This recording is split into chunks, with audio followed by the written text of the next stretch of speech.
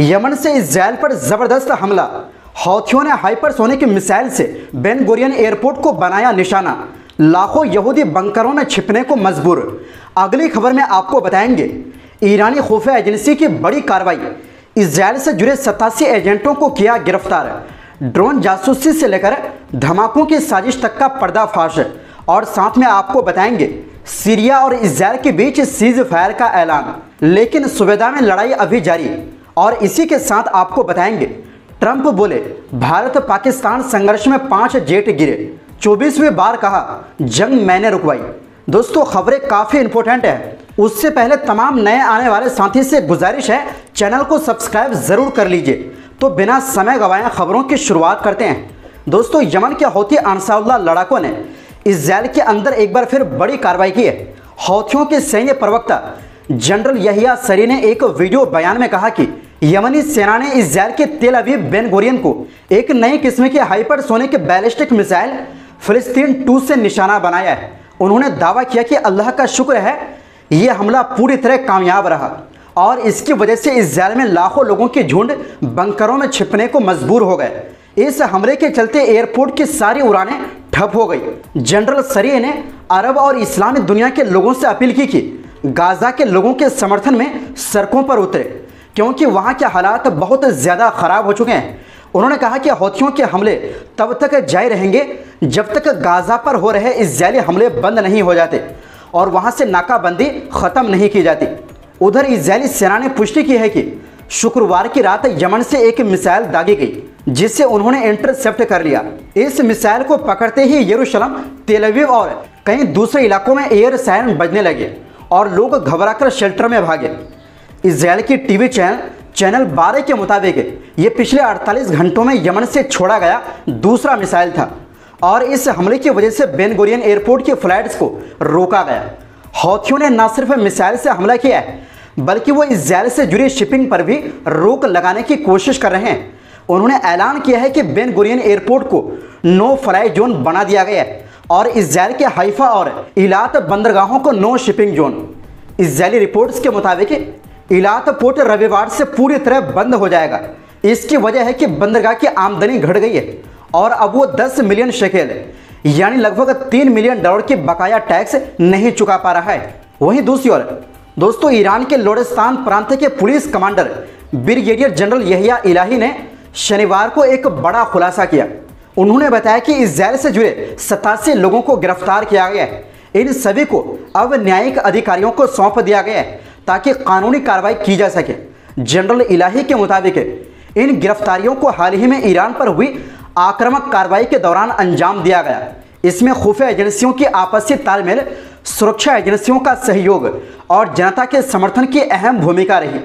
इन लोगों पर जनता को गुमराह करने, देश के अंदर तबाही फैलाने, विदेशी खुफिया एजेंसियों से संपर्क रखने और विस्फोटक सामग्री रखने जैसे गंभीर आरोप लगाए गए हैं। जनरल इलाही ने यह भी बताया कि हाल के घटनाक्रम में जनता की भागीदारी काफ़ी बढ़ गई है।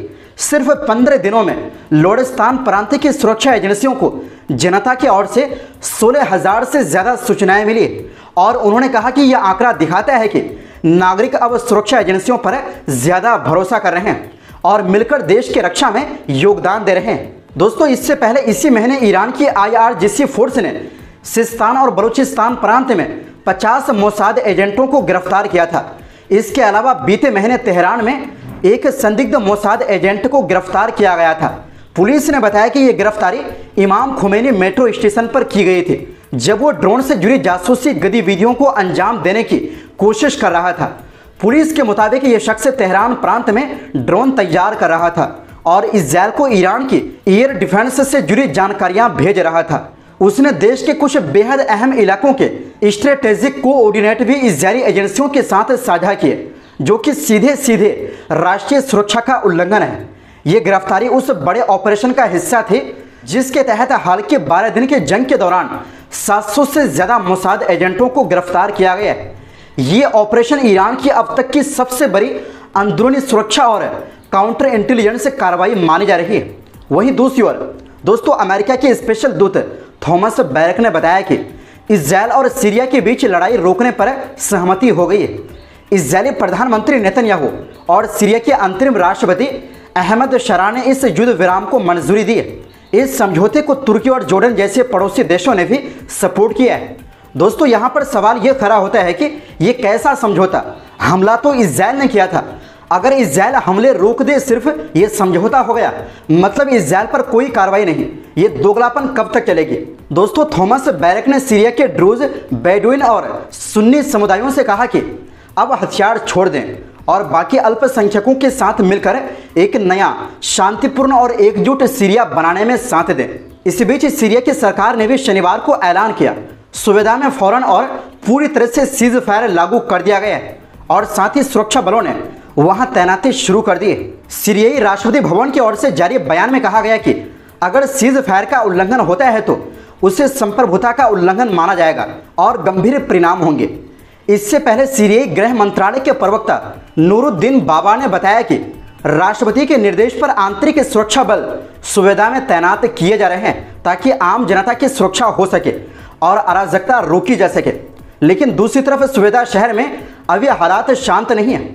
इजराइल ने बीते दिनों दमिश्क और सुवेदा में सीरियाई फौज के ठिकानों पर बमबारी की थी। उनका कहना था कि वो ड्रूज लड़ाकों की मदद कर रहे हैं जो सीरियाई सरकार के खिलाफ है।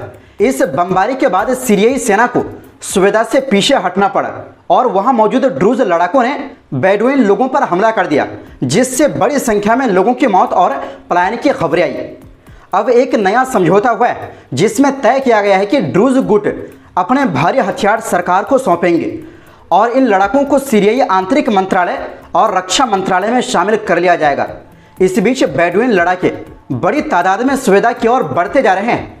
उन्होंने कई गांवों और इलाकों पर कब्जा कर लिया है और अब सुवेदा शहर की सीमा तक पहुंच चुके हैं।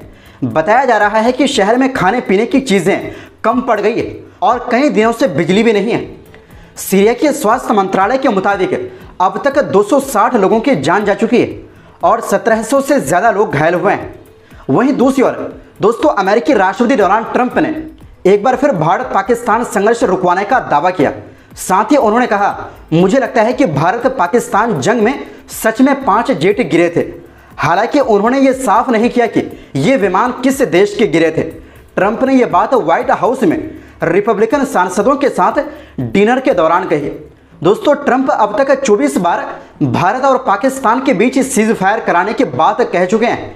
पहली बार ऐसा दावा उन्होंने 10 मई को सोशल मीडिया पर किया था।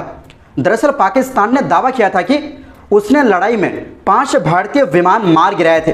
वहीं भारत ने भी कहा था कि पाकिस्तान के कुछ विमान गिराए गए हैं। पाकिस्तान ने अपने किसी भी विमान के नुकसान से इनकार किया, लेकिन हवाई ठिकानों को निशाना बनाने की बात मानी थी। दोस्तों, इससे पहले 14 जुलाई को ट्रंप ने अपने इस दावे को दोहराया था कि उन्होंने पहलगाम आतंकी हमले के बाद हाल ही में भारत पाकिस्तान संघर्ष को बढ़ने से रोक दिया था। ट्रंप ने ये टिप्पणियां नाटो के महासचिव मार्क रूटे के साथ अपनी बैठक के दौरान की। ट्रंप ने कहा, हम युद्धों को निपटाने में बहुत सफल रहे। तो दोस्तों, फिलहाल के लिए इस रिपोर्ट में बस इतना ही। ऐसी ही मध्य पूर्व और दुनिया भर की खबरें देखने के लिए चैनल को सब्सक्राइब जरूर करें, क्योंकि यह हमारा नया चैनल है और आपकी सपोर्ट ही हमारी ताकत है। बहुत बहुत शुक्रिया। खुदा हाफिज।